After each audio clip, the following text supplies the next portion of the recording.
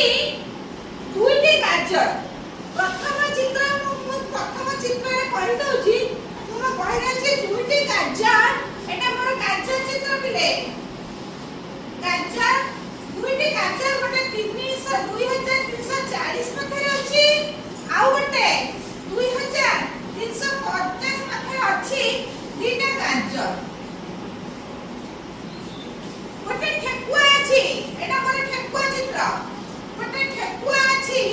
ସେ ଠେକୁଆ କେତେଟା ଡିଆଁ ମାରିଲେ ଆଗ 2350 ପାଖରେ ପହଞ୍ଚିବ ନା 2340 ପାଖରେ ପହଞ୍ଚିବ। এই ସଂଖ୍ୟାରୁ ଆମେ ନିକଟତମ ଦଶକ ସଂଖ୍ୟା ଜାଣିବା।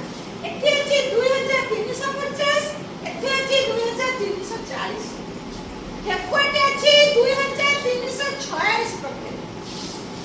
ହେଲା 346 ପାଖରେ। ତେଣୁ 50 ପାଖକୁ ଯିବାକୁ ହେଲେ 346 ରୁ 347, 2348, 2349, 2350। आपको चारोटी स्टेप देले, चारोटी डिया मारिले से 2350 এই দশক পাখরে পৌঁছিব।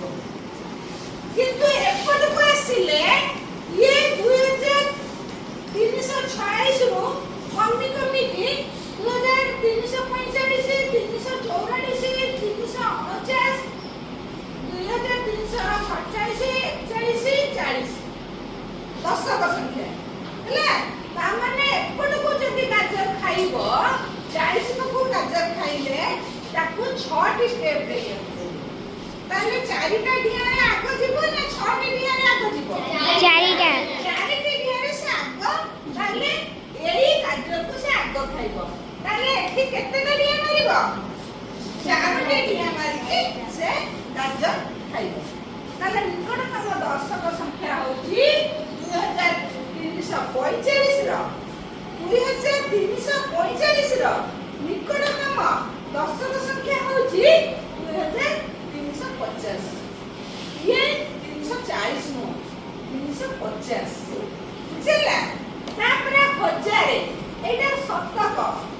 ଶତକ 100 ହେଉଛି ଶତକ।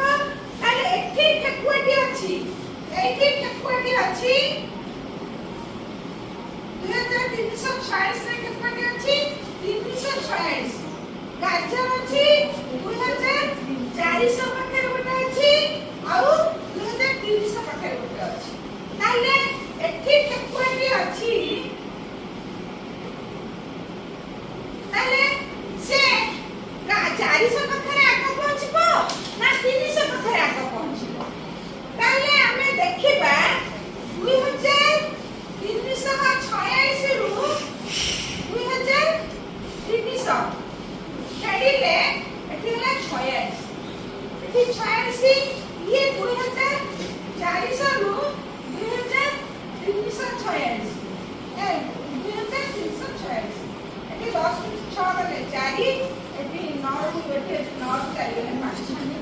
ତାହେଲେ ଠେକୁଆଟି 400 ପାଖରେ ପହଞ୍ଚିବାକୁ 54 ଡିଆ ମାରିବ।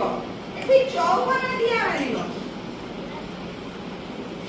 କିନ୍ତୁ ଏପଟକୁ ସେ ଡିଆ ମାରିଲେ ତାହେଲେ ଠେକୁଆଟି ଆମେ ଏପଟକୁ କଣ କରିବା?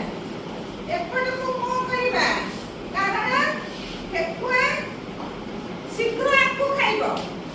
2300 ପାଖରେ ଯୋଉ ଗାଜରଟି ଅଛି ତାକୁ ସେ ଆଗ ଖାଇପାରିବ କାହିଁକି? କାରଣ ଏପଟେ ତାକୁ 46 ଡିଆ ମାରିବାକୁ ପଡ଼ିବ। ତାହେଲେ ଦେଖିଲ 2346 ର ନିକଟତମ ସଂଖ୍ୟା ହେଉଛି 2300। 400 ନୁହଁ 300 ନିକଟତମ ସଂଖ୍ୟା। ସଂଖ୍ୟାର ନିକଟତମ ସଂଖ୍ୟା ବା ଶତକ। ଏ ତିନିଟାକୁ ତମେ ମାର୍କ କରିବ। ଏ ତିନିଟାକୁ ମାର୍କ କରିବ।